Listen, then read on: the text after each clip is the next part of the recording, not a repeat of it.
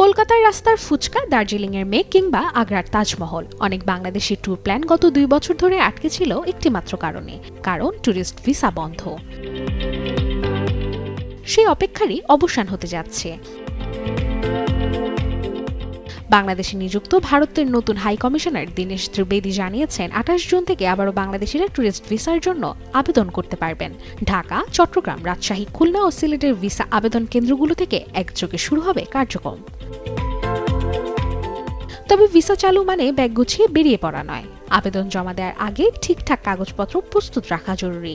সবার আগে লাগবে কমপক্ষে 6 মাস মেয়াদ থাকা বৈধ পাসপোর্ট, থাকতে হবে অন্তত 2টি খালি পাতা। এরপর লাগবে অনলাইনে পূরণ করা ভিসা আবেদনপত্র, জাতীয় পরিচয়পত্র এবং সাম্প্রতিক পাসপোর্ট সাইজের ছবি। পরিচয়ের পাশাপাশি দেখাতে হবে আর্থিক সক্ষমতাও। সেজন্য জমা দিতে হতে পারে সাম্প্রতিক bank statement, bank solvency certificate অথবা নির্ধারিত পরিমাণ এন্ডোর্সমেন্ট। চাকরিজীবীদের জন্য অফিসের এনওসি, ব্যবসায়ীদের জন্য ট্রেড লাইসেন্স এবং শিক্ষার্থীদের জন্য শিক্ষা প্রতিষ্ঠানের ছাড়পত্র প্রয়োজন হবে। তবে হোটেল বুকিং, ট্যুর প্ল্যান এবং সম্ভাব্য যাত্রাপথের তথ্য চাওয়া হতে পারে। বেশিরভাগ আবেদনে ভিসা হয় না ভুল তথ্যে। অসম্পূর্ণ কাগজপত্র অথবা পাসপোর্ট ও জাতীয় পরিচয়পত্রের তথ্য অমিলের কারণেও ভিসা রিজেক্ট হয়। 2 বছর পর আবারও খুলছে ভ্রমণের পথ। তবে ভিসা পাওয়ার প্রথম শর্ত ভাগ্য নয়, সঠিক প্রস্তুতি। 28 জুন আবেদন শুরু হওয়ার আগেই কাগজপত্র গুছিয়ে রাখুন, তাহলে দার্জিলিংয়ের চা বাগান কিংবা কলকাতার ব্যস্ত রাস্তা হয়তো আর খুব বেশি দূরে নয়।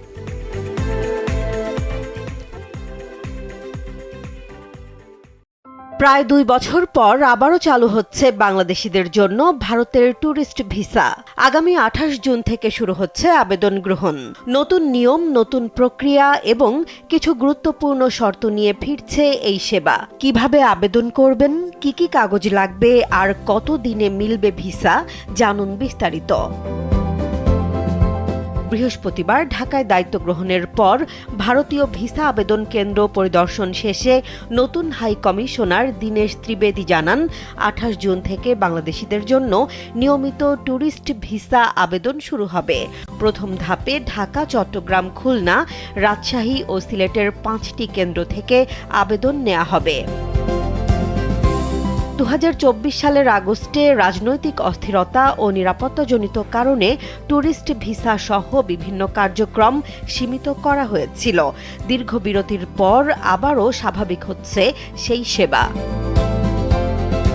আবেদন করতে হলে প্রথমে ভারতের অনলাইন ভিসা পোর্টালে গিয়ে রেগুলার ভিসা আবেদন ফরম পূরণ করতে হবে। দেশ হিসেবে বাংলাদেশ এবং ভিসার ধরন হিসেবে ট্যুরিস্ট ভিসা নির্বাচন করে ব্যক্তিগত ও ভ্রমণ সংক্রান্ত তথ্য সঠিকভাবে দিতে হবে। আবেদন সম্পন্ন হলে পাওয়ার ওয়েব ফাইল নম্বর সংরক্ষণ করতে হবে। পাশাপাশি ডিজিটাল ছবি আপলোড করে আবেদনপত্র প্রিন্ট ও স্বাক্ষর করতে হবে। ভিসার জন্য পাসপোর্টে অন্তত 6 মাসের মেয়াদ ও 2টি খালি পৃষ্ঠা থাকতে হবে। জাতীয় পরিচয়পত্র, ঠিকানার প্রমাণ এবং পেশা ভিত্তিক নথিও জমা দিতে হবে। চাকরিজীবীদের জন্য এনওসি, ব্যবসায়ীদের ট্রেড লাইসেন্স এবং শিক্ষার্থীদের শিক্ষা প্রতিষ্ঠানের সনদ প্রয়োজন হবে।